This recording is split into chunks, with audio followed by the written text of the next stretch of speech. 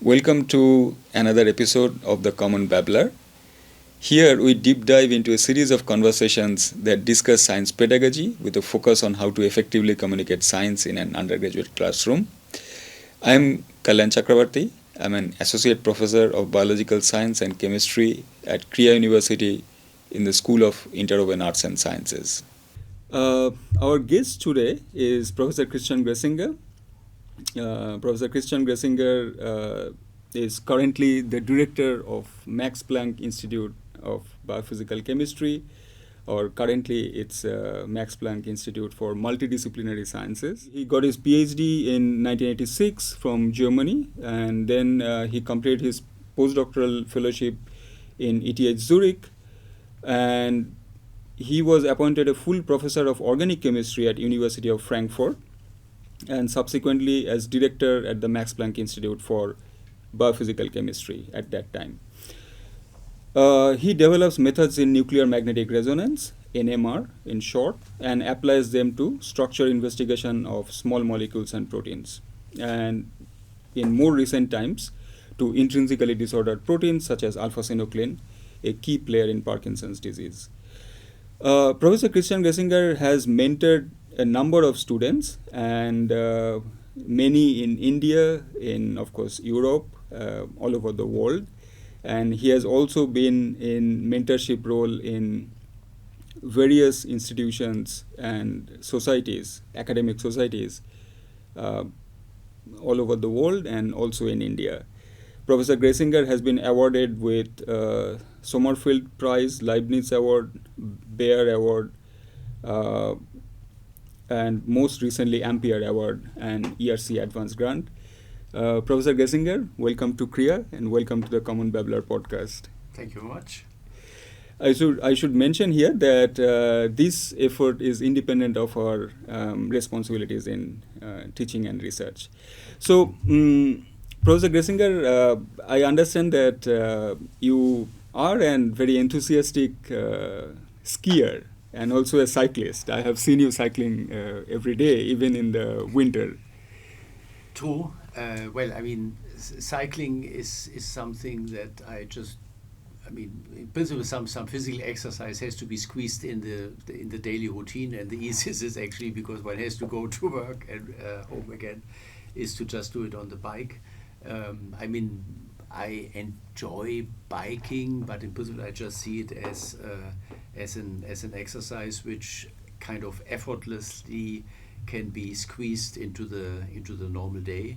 And also I do shopping in the city with the bike, which just means that I go shopping probably a little bit more frequently, because the backpack cannot be filled as much as the trunk of a car.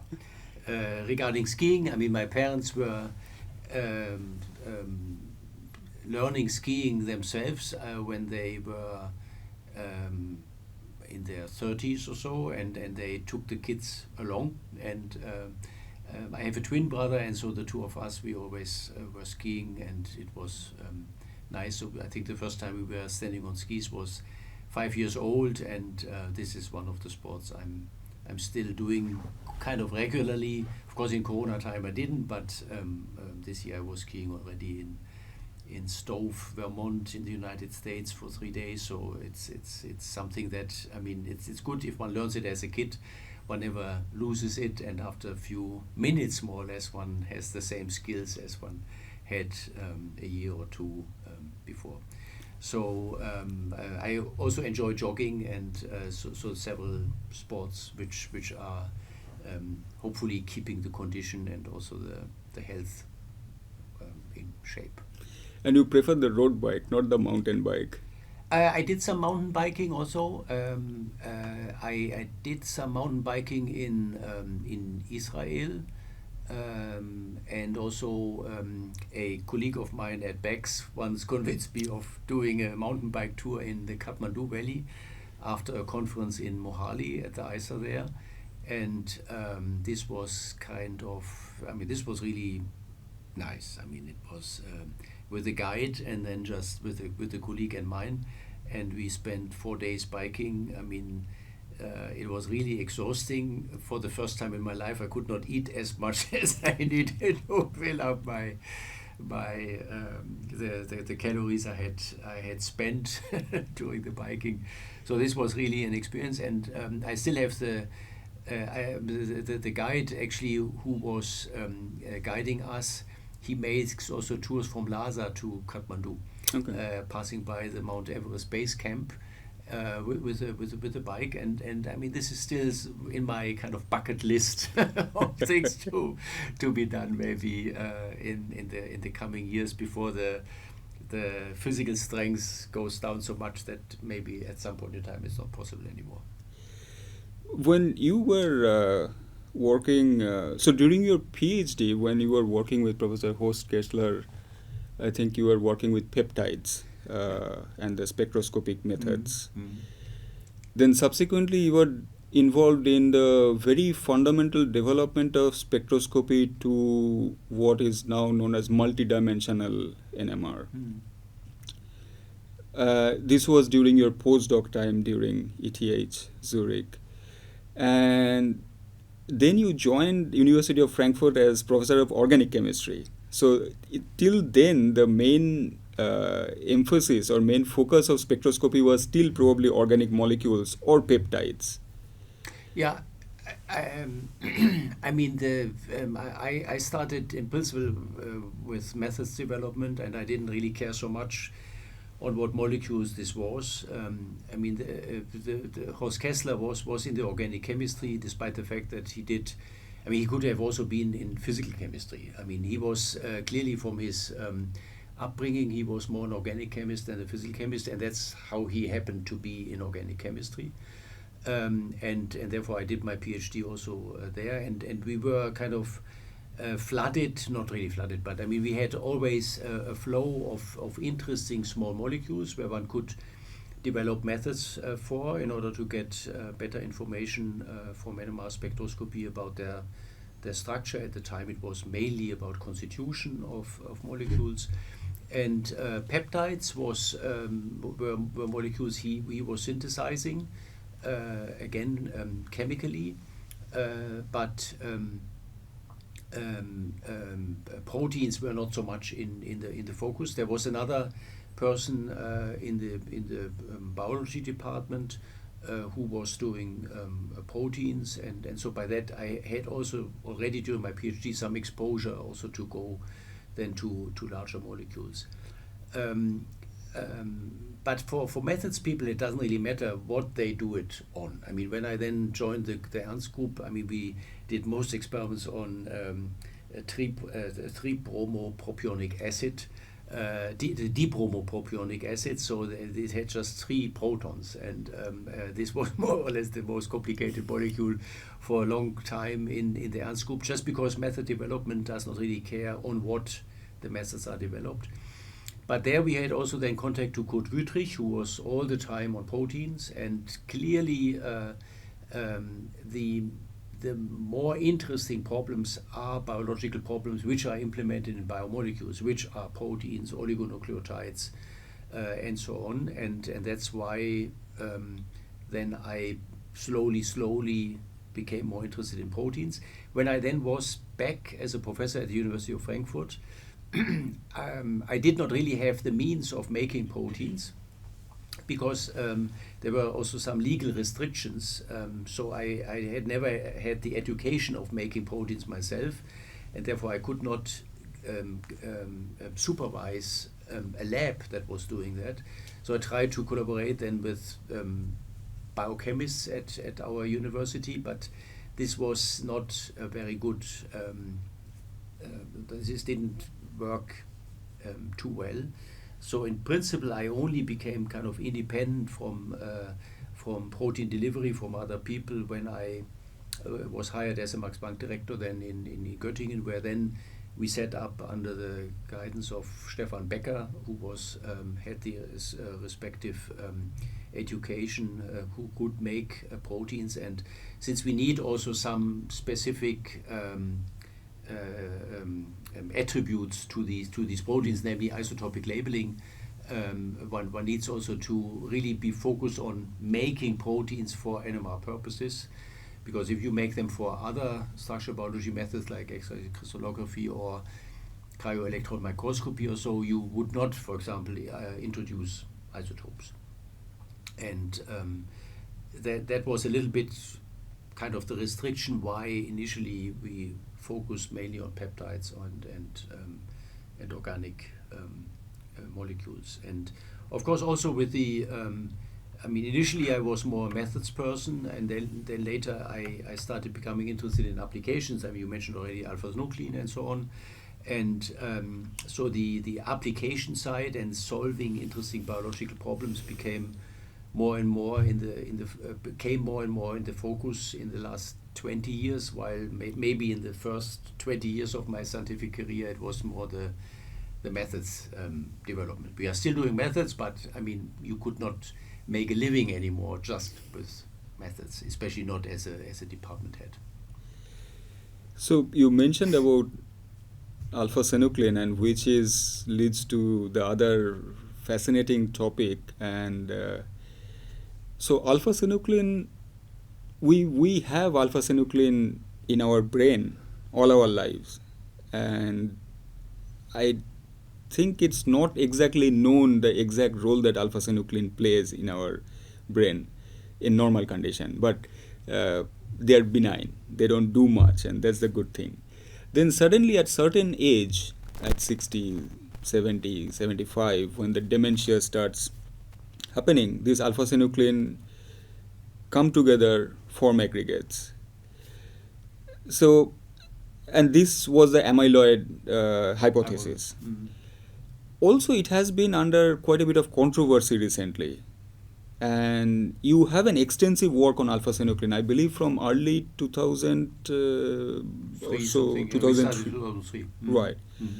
So what is it? I guess it's a twofold question. That one is that if there is a general feeling as to what goes wrong when at the age of 65 or 70 in the unfortunate cases where it starts happening, or maybe a little later. And the second part is that since you have worked extensively on this, then what's your view about the recent controversy around amyloid hypothesis? Okay. First of all, I would say that I think it's now pretty common sense that the aggregation starts much earlier than when people are diagnosed. Easily decades before. So probably already at the age of something like 30, 35 or so, alpha-synuclein, but also the other proteins which are amyloid beta and tau protein, start aggregating. In the case of Alzheimer's disease, A beta first and then also tau.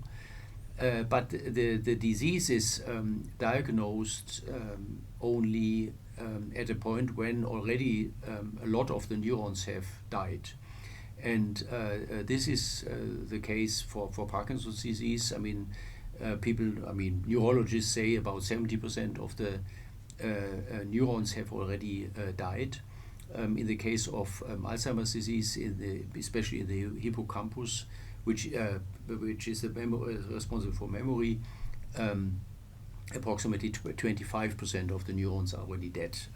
Also, why is it that in one disease 70% is dead and then only it becomes overt, and in the other it's only 25? Is also something I don't know. There's also the question sometimes, for example, alpha-synuclein aggregates in neurons, then it is responsible for Parkinson's disease or dementia with Lewy bodies. There's another disease which is multisystem atrophy, where alpha-synuclein aggregates in oligodendrocytes and neurons, and why sometimes it aggregates in both and sometimes specifically just in neurons is also not known. So this etiology of the diseases is largely unknown. The physiological role of alpha-synuclein is also not so clear. Some people say it plays a role in oxidation of lipids, that lipids are deoxygenased. And some people find that there is some impact on vesicle fusion, in the synapses, so that it helps that vesicles release their neurotransmitters to the synaptic cleft. But the actual role is not clearly known. And for example, Thomas Südhoff once did an experiment in which he knocked out alpha, gamma, beta, and gamma synuclein. Actually, there are 3 synucleins, and the mice were, I mean, they did not have a phenotype. Whether this is true for humans, nobody knows.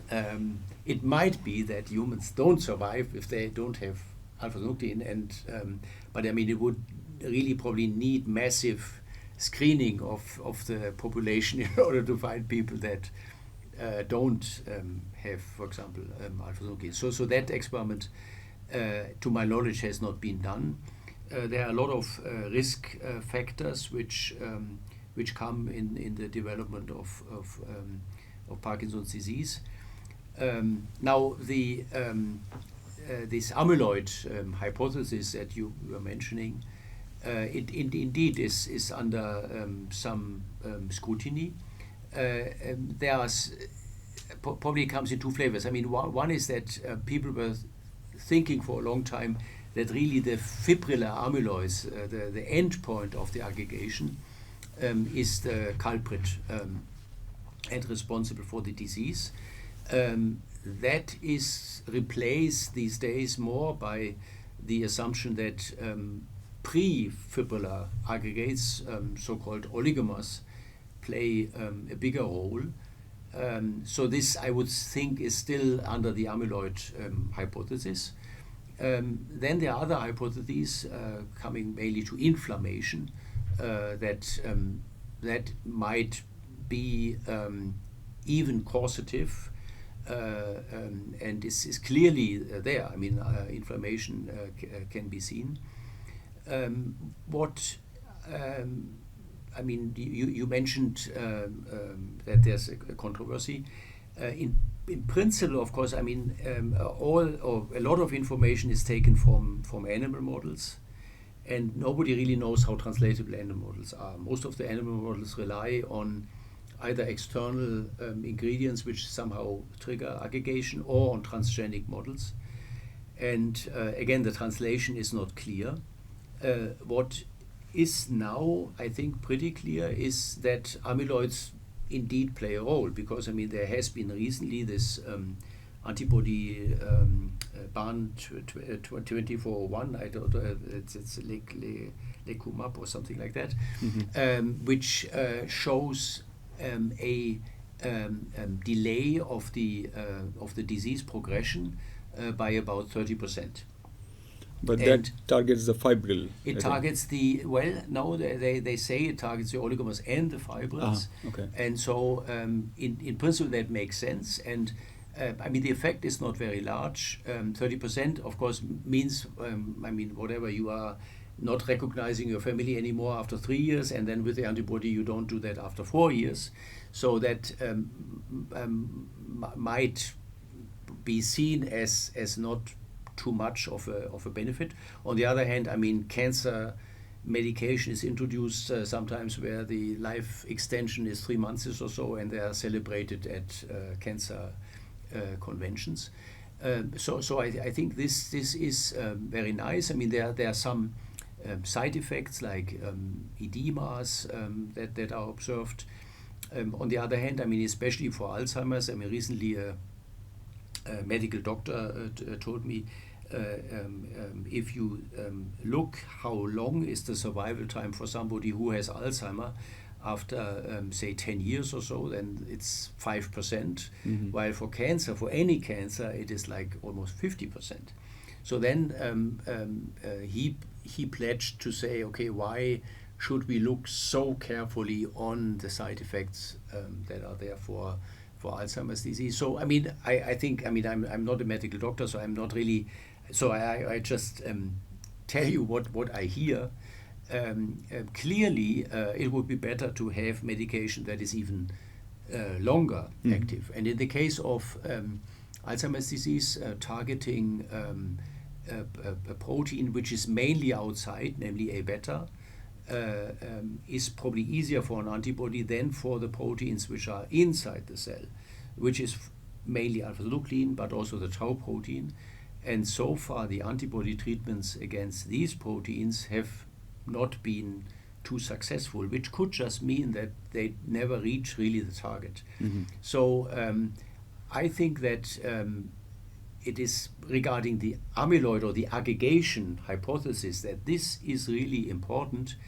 I think this last antibody, this BAN2401, that it shows some effect is extremely promising, and it is extremely, revealing also regarding the aggregation hypothesis, namely that there is indeed translation from mouse to humans possible, such that if there was a better interference with this aggregation process, maybe at an even earlier state, that these toxic oligomers are not formed or even more depopulated than with the antibodies, one might hope for even better efficacy in humans.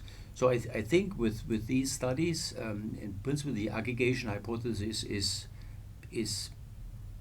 or could be further supported. It certainly cannot be dismissed.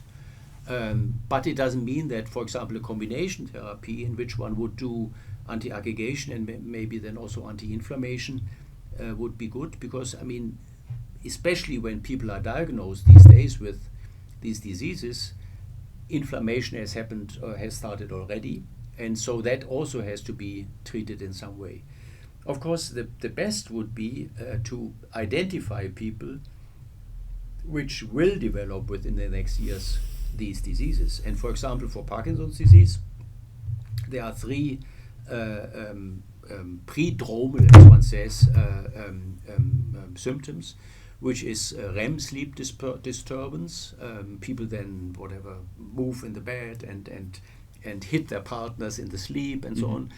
Obstipation and anosmia, so they don't smell anything anymore. And these people, especially if they have all three symptoms, they convert with 90% probability within 10 to 15 years to have then Parkinson's disease.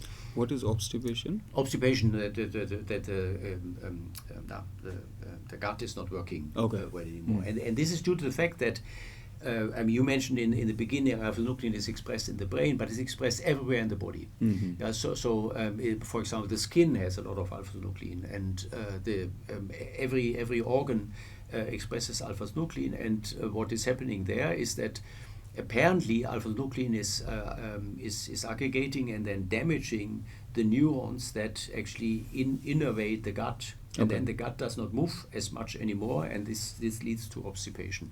And so in principle, the Parkinson's disease starts at the periphery, and then it makes it to the brain, and finally then to the substantia nigra, which is this higher center for the motor functions, which then leads to these Parkinson type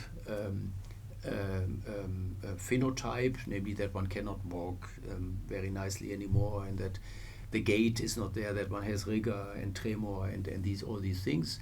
This is in principle a late stage, but Parkinson starts much earlier with these peripheral symptoms, which of course could also have another cause.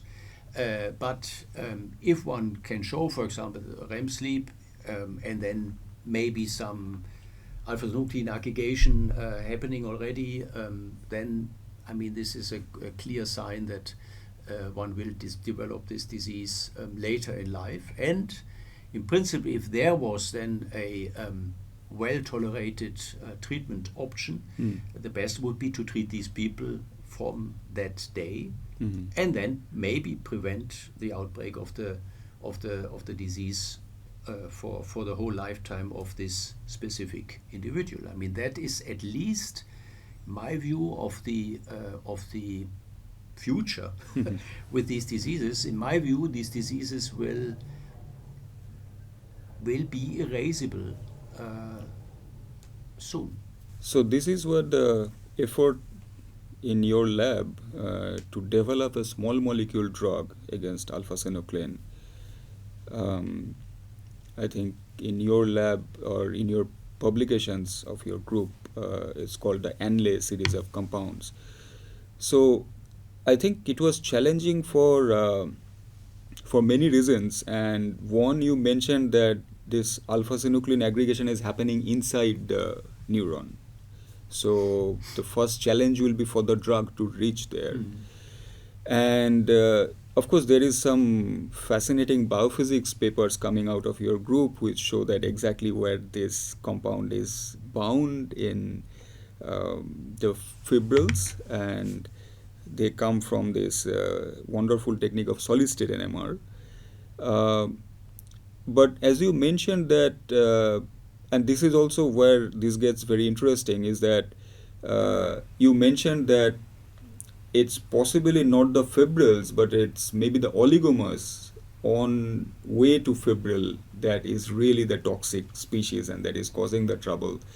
So is it like this endless series of compounds bind the fibril and break them apart, and that's how they are effective? Or do you think that there is a limitation in spectroscopy we still haven't seen in your group? You are yet to see that where it's binding the oligomerization itself.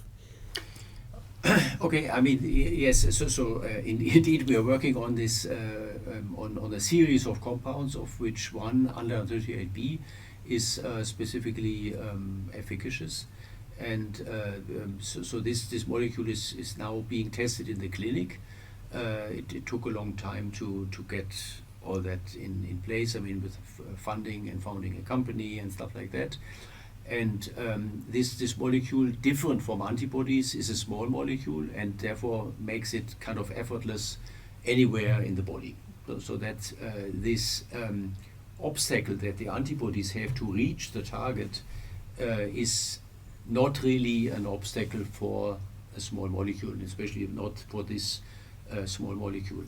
Of course, we have exactly the same problems as with the antibodies of the question, can a mouse model be translated to human? So that is, I think, only possible in the end to evaluate by a clinical trial. I mean, from the animal experiments, one would expect that one gets a pretty high efficacy. Whether that is really going to be true, I mean, one has to see. We are hoping to start clinical trials this year, and then it will take another 3 years or so until one will know. But at least what I said before about the antibodies, that they have problems reaching their target, is not true for this molecule. So there, depending on the outcome of the trial, one will then know whether the aggregation hypothesis, I don't want to say amyloid because that might be too focused on the fibrils, the aggregation hypothesis is really a major player in neurodegeneration or not. So yeah, that's the hope that we have in these compounds. Regarding the mechanism, of course, as basic scientists as we are, we would like to know where the molecule binds, and Kalyan, you mentioned already that we have just recently published a structure of the fibrils together with the 138B. And yeah, you asked the question whether it breaks the fibrils apart. That I think is not exactly the physiological condition under therapeutic conditions, because there one would like to give the molecule when probably aggregation is just starting and has not really been fully there. So what we can show is in animal models is that aggregation is inhibited at all levels, oligomers as well as on the level of the fibrils. Breaking apart, yes, that also happens. So for example, when we give the molecule later to animals, when fibrils are formed already, still then the fibril load is reduced in these animals. And so there is an aspect of breaking that apart. I mean, the view is that thermodynamically there's a new species formed, which is not formed in the absence of the small molecule. And this new species is thermodynamically so low that in principle everything else is depopulated and goes to these species. In addition, I would imagine that there's also some quality control mechanism from the cells. I mean, one thing, for example, that the biggest risk for neurodegeneration is aging. And so the question is, what changes between young and old? I mean, some researchers found out, first of all, that alpha-synuclein expression is increased over the years. So the load of alpha-synuclein is higher at older age.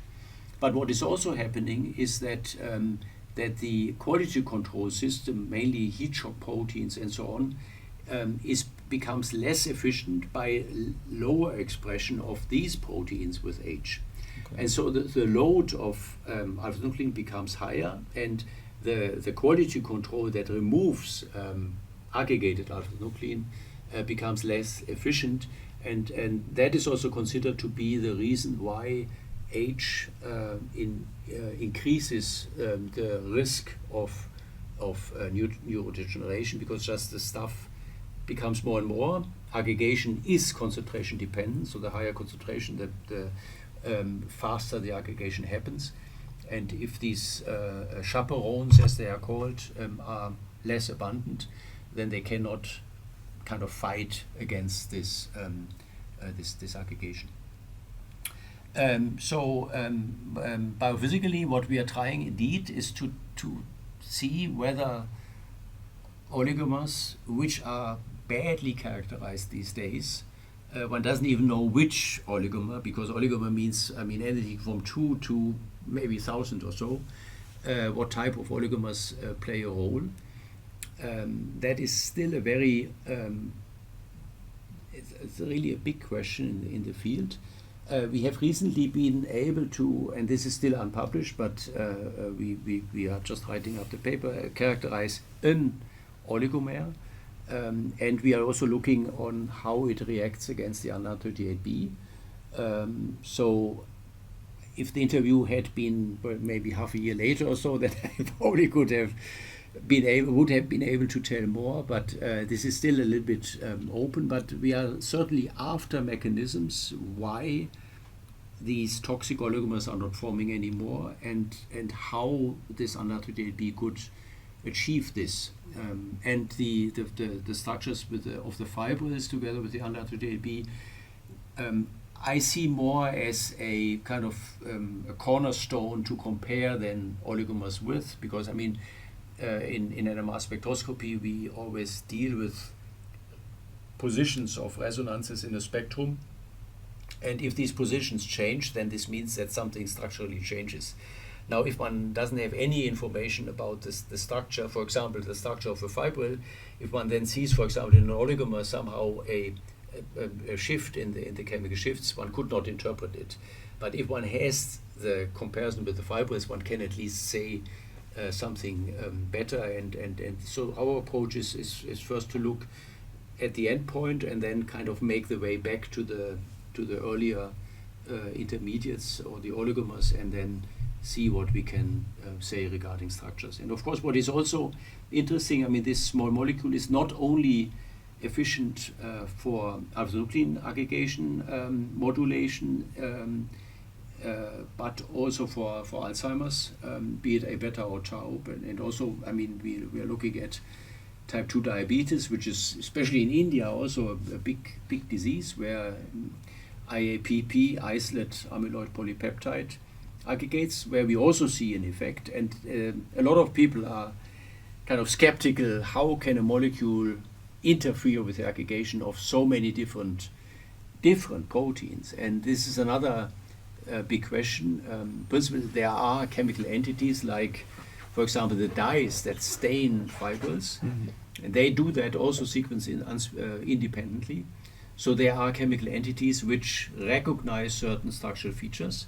And so most probably our molecule also recognizes some structural features which seem to be common. And those structural features we want to find out, especially at the level of the oligomers. And that's another driving force why we are now very much interested in looking at these oligomer UNR38B structures. Amazing. So in 6 months, I hope to have another interview in which this amyloid or the oligomers, the interaction, that you have a clearer picture. Yes. The other, I think, long-term project in your or long-term interest of you is the protein ubiquitin. And I think ubiquitin someone referred to as the hydrogen atom of molecular biology, in that many things are known, and I think the Göttingen group has contributed a lot to it. Very detailed motions at a very granular level of ubiquitin, and how this has the molecular recognition. How do you, so what is your, how did you get interested in this problem? I mean, how to get, well, this was actually at a conference. I at an ENC, which is one of these in US conferences on nuclear magnetic resonance, and I was discussing with my former colleague Raphael Buschweiler. We had overlap at ETH times when I was a PhD was a postdoc and he was a PhD student, and we met, and at the time residual dipolar couplings had surfaced, and we were thinking of ways of analyzing motion with these residual dipolar couplings, and then a co-worker of mine made a stay in Raphael's group and came back with a theory how that could be done, and then we explored this theory for quite some time, measuring residual dipolar couplings in many different alignment media, and from that getting information about motion that was previously inaccessible, namely in a region that was not accessible by standard so-called relaxation techniques, but also not by, I mean, all other techniques that are available in NMR spectroscopy, and also not available by other techniques. I mean, there was just no way of addressing this range of timescales, and so that culminated then in a paper on the dynamics of an ensemble of ubiquitin in solution. And in principle, I mean, I mentioned before about methods. It doesn't really matter on which molecule one does that. We did this methodology on ubiquitin because already a lot of measurements had been done on this molecule, but we could have chosen also another one. And then I was presenting this work, and it actually indicated that because there was an ensemble, and this ensemble actually covered all structures that were at the time known that ubiquitin adopts when it recognizes another protein. The molecule is called ubiquitin because it has ubiquitous contacts with other molecules. And so this indicated then that for the recognition of ubiquitin with other molecules, so-called conformational selection could be the mechanism. And so I was presenting that at a meeting, I think in Seville, in Spain, and Robert Huber, the Nobel Prize winner from 1986, I believe, was sitting in the audience, and he had looked at proteins also a lot, and especially also at enzymes and how they adapt to their substrate and change their conformation and so on. And then he said, well, but you have to prove that also kinetically. It's not sufficient to show that you have an ensemble. You need to show this also with kinetic measurements. And I mean, I respected Robert Huber very much, and so I thought, okay, how can we do that? And at the time, there was a Korean postdoc there, Dong-Han Lee, and he was embarking on this project, and we tried with another postdoc, Mike Sabo, and also David Barn on a protein that would recognize ubiquitin disc 2, but then it turned out that this dimerized, and so this was not so good. And then Kalyan came into the play, my interviewer. So with thank you for that. I was waiting when that will come. with another protein, SH3. And there we then were more successful. But what was essential also then was to bring in a theory group, which also Kalyan then identified by just reading carefully the literature and making the connection between a published paper and our research, that is specific mathematical approach to measurements that we were able to do, namely so-called relaxation dispersion measurements, then could solve that problem. And then after almost 2008, I think we started with that. After then 15 years of trial, we finally then last year had a publication on this topic, where we finally then could also kinetically prove that ubiquity recognizes at least one partner by conformational selection, and that was kind of a nice round up or so. And I sent then the manuscript to Robert Huber, who was also quite happy with it, and thanked that we had taken his advice so seriously. It's just I mean this is whether this is ever of use, one has to see. I mean the next topic of this was actually that I was on a EMBO school, and Kalyan was as well, last December in Berhampur, where there was a Ph.D. student showing that certain motions are stopped actually in ubiquitin by physiological mutations in viral ubiquitins. And this was kind of a surprise to me. Of course, we could also have looked in the genes or so of organisms, whether those mutations or so that in principle we had found from the analysis of the motion would exist, but we were not doing that. So it is really rewarding to see that something that one just does out of biophysical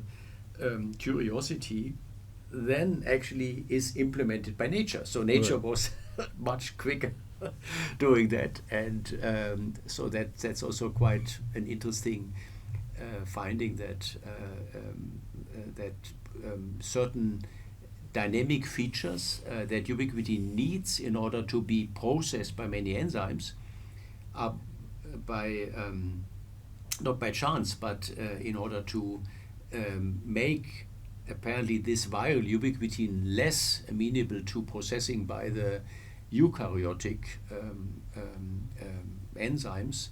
It just introduces mutations which then switch off certain motion, and that's cool. And to make the detour over the biophysics and in order to learn something about biology, that's in principle the dream of a biophysicist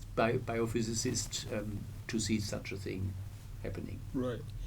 Yeah, this is of course the theory group was Thomas Weichsel's calculations and his early literature. It was quite influential in finding the conditions in which we can work, and that's very critical. And so we are yet to see that what the viral ubiquitin path, which way it leads. So one of the things has been extremely essential for these projects is the spectrometers, of course. And I think Göttingen right now has is the world record holder in possibly. Fortunately not. Really? Fortunately not. Okay. I think University of Frankfurt has still more spectrometers than we have. Okay. So it's always good to not be the kind of the richest, because then people become envious. So it's always good if there are other places which are at least equally equipped. But to be fair, in terms of field, it is. Well, I mean, but they're getting the 1.2 as well. Okay. So they're waiting for it. Okay. I mean, at the moment, I think Kubernetes field probably we have a little bit more. Okay. But not for long. Okay. But and also this, especially at the highest field, 1.2 gigahertz currently, which is the world record. It's extremely expensive, almost. So, what do you see as the cost and benefit of these very high field spectrometers. And if I may say so, I think this is something that you said a long time back, and I still remember that.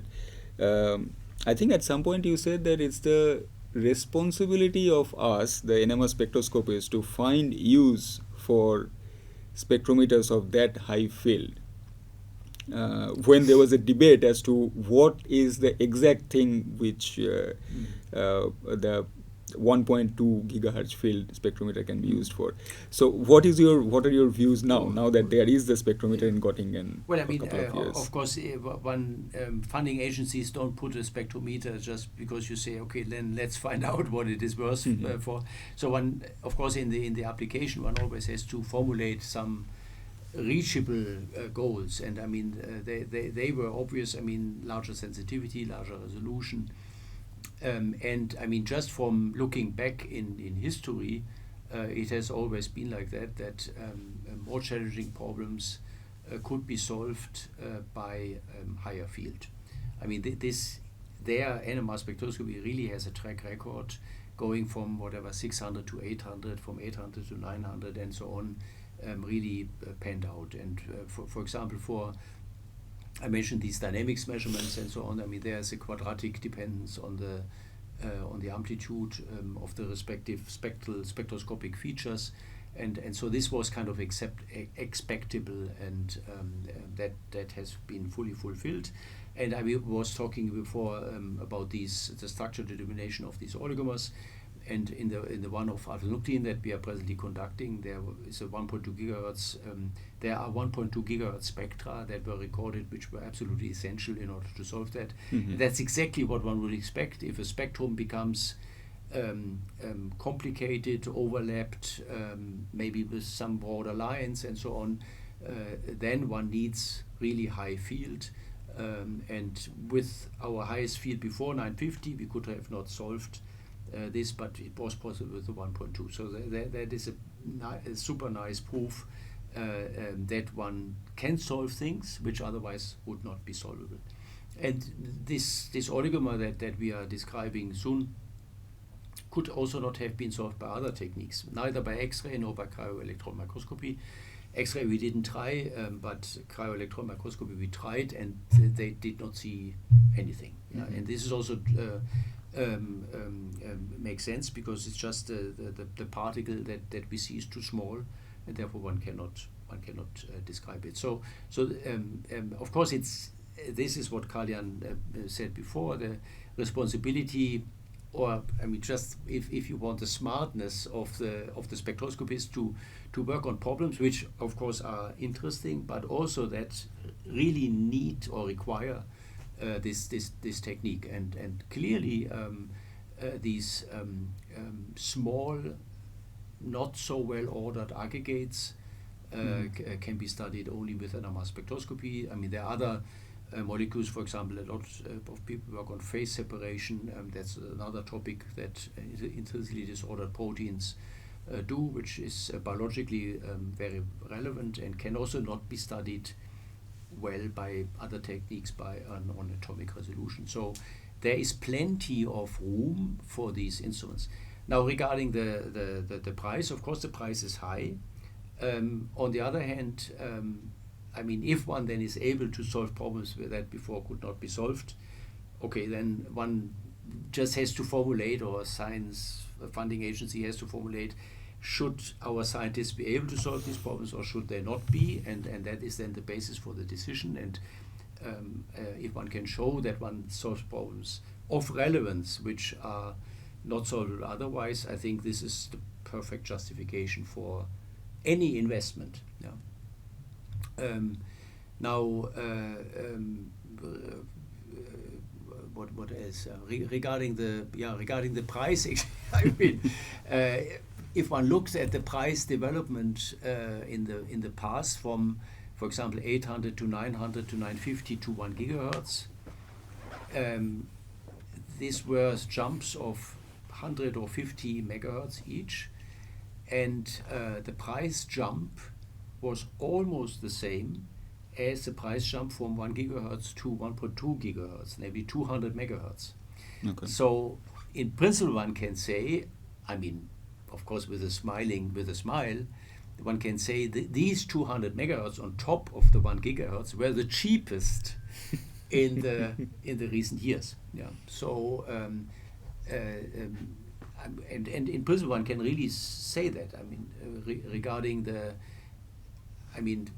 price explodes, and then suddenly it does not explode as much anymore with the 1.2, which is also due to the fact that a new technology, namely high temperature superconductors, were used for the first time in these instruments, and that allows, first of all, to go to that field, but apparently also is altogether then a little bit cheaper than if one had extrapolated from the conventional technology that was used up until 950 and even 1 gigahertz instruments. So yes, I mean, of course it's expensive. For a spectroscopist like me, one could have hired probably 10 cell biologists, but then one would just have 10 times more cell biology studies, but not the studies we are doing. So for a diverse scientific environment, I think one needs all the techniques. And also I would say the fact that higher fields are available drove me to look for applications that can only be tackled with high field. Right. And that was certainly also a reason why to go to intrinsically disordered proteins and then become interested in this neurodegeneration field. And without that environment of, first of all, support with instrumentation, but also having an open environment of biologists and even medical people, we would have never gone into that direction. And I think it's this, not only, of course, the specific competence of one group, but also then the possibility of networking with other groups, which then makes possible science at interfaces. And normally science at interfaces creates more new things than science at other things. So, for example, I mean, we have a very nice funding scheme in Germany, which I would advertise, which is the so-called centers of excellence, which are structures in which a certain number of PIs come together, but not necessarily already with a project. But the goal is that project then develop during the time that this cluster of excellence is running.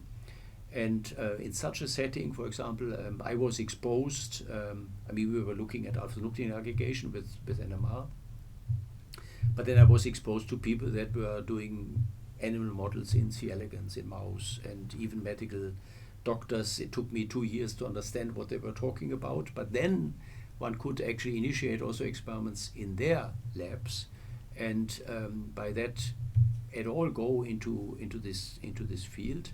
And by that also I got to know then my other partner in this 138B project, Armin Giese from the Ludwig-Maximilians University.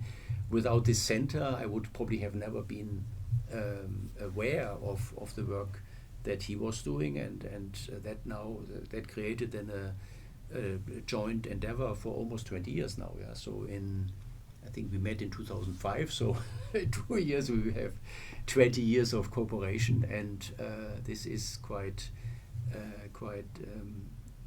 thing. And also, I mean, the first postdoc working on alpha-synuclein was an Argentine who actually did study alpha-synuclein aggregation in the work of another director at my institute, Tom Jobin. And because of the openness in our institute of doing also then work between the departments, he came to my office and said, I would like to study how a small molecule, that was not the ANLE, but amides, polyamides, polyamines, how they would interact with alpha-synuclein, and that in principle triggered the whole development. So in principle it was an Argentine postdoc who came from another department who brought that there, and then we entered the center, and then I found Armin Giese, and then in that center, actually, they said bench to bedside. So, but there was no chemist, and any treatment is chemistry. So I said, okay, why don't we try and make some chemicals? So I hired, actually, I met him in the swimming pool. I hired a PhD student, Sergei Rezanov, and told him we would like to find something against that stops aggregation in alpha-synuclein, but I have no idea what to look for. Yeah. And so then when Armin Giese, when I met Armin Giese, he said, oh, we have done a screen and we have some chemical entities. And then Andrei and Sergei were starting from that and doing molecules. So it was all kind of serendipitous meetings, but an environment has to be there that allows for that.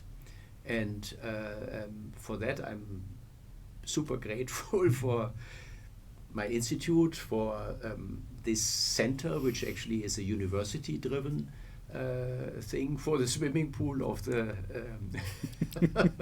of the university sports. And of course for the internet, because otherwise Armin Giese would have not been visible to me. Yeah. So it's a fascinating story of like the recipe of how excellence kind of clusters around. Once, as you said, the setup is there. Yeah. So it has to be fostering, encouraging, allowing meetings of people that are not obviously there for collaboration. Right. Yeah. Right. And that is the spirit of a place, and that has to be created. And I mean, for example, at our institute, I mean, we don't really have a mission. Our institute is very, very broad, and I fully support this setup of an institute, that one has excellent people in their topic, but allows that they talk to each other and then find, hopefully, but not for sure, something new. And I mean, with help of this Center of Excellence, at least we found, or we went into a direction that I would have not dreamt of, for example, when I decided to go to Max Planck in 1999. So that was really a project that started fully there. So you just described this wonderful setup that the institution, the Max Planck Institute, provided. On another note, I think you have a perspective, or wider perspective, or deeper perspective than many other people on science in India. You have been visiting India since 2000, I believe, in different meetings, different institutions. You have played mentorship role in institutions, Indian institutions. Of course, you have students and postdocs who are in different places in India. And also it's kind of unique because you also probably have similar experience in other developing science programs, like in Brazil, probably, Argentina. So what is your perspective on Indian science, how you see it, and in terms of challenges, potential? Well, of course, I have never really worked in India, so I don't know about the whatever administrative problems, also money restrictions and so on. So I've been on the advisory board for TIFR in Hyderabad. I think even when it was still in Mumbai, I was there, and then when it moved there. So what I have the feeling is that money restrictions play a bigger role in Indian funding than in Germany. So it seems easier to get instruments and so on in my country than it is here. It seems also that teaching is a big thing that professors have to do. What I see also is that there are young people, and then there are the older people, especially in the NMR field. There was now two of them are dead. I mean, there was Ketrapal Govil and Anil Kumar, who were kind of the grandfathers of Indian NMR spectroscopy.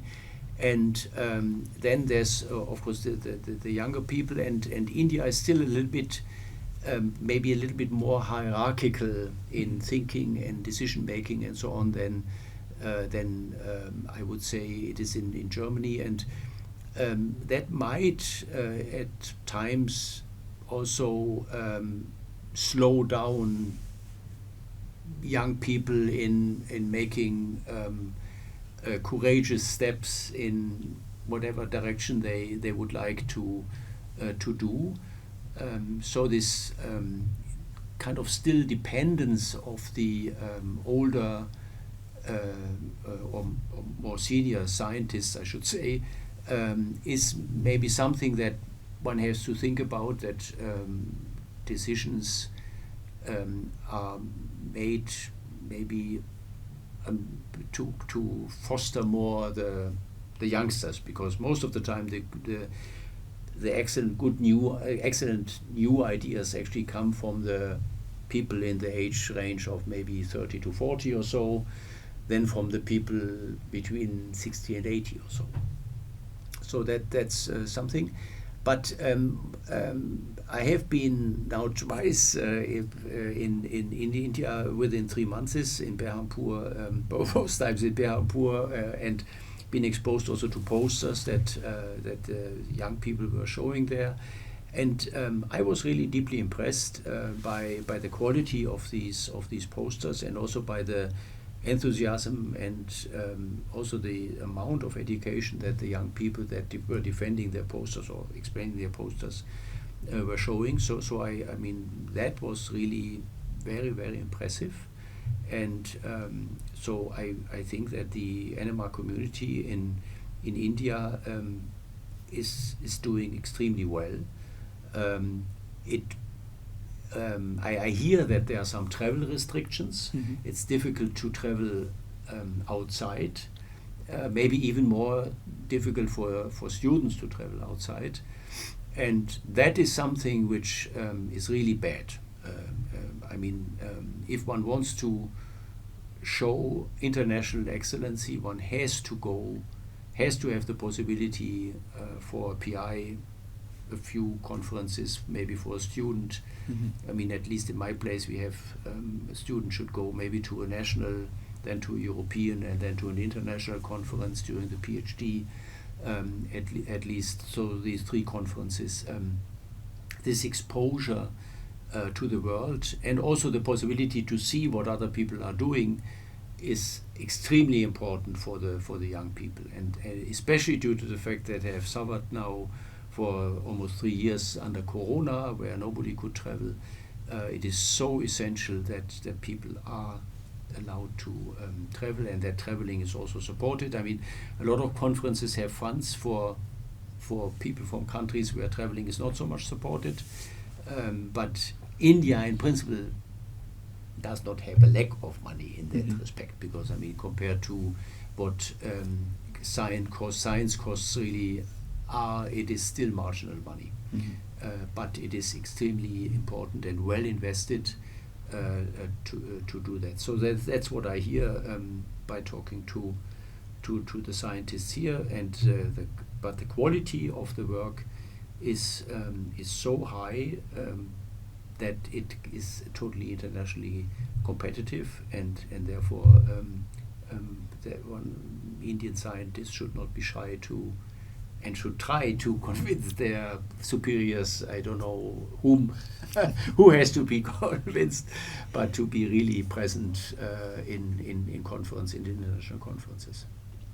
Thank you so much, Professor Griesinger. Thank you for this very interesting discussion. I hope you enjoyed.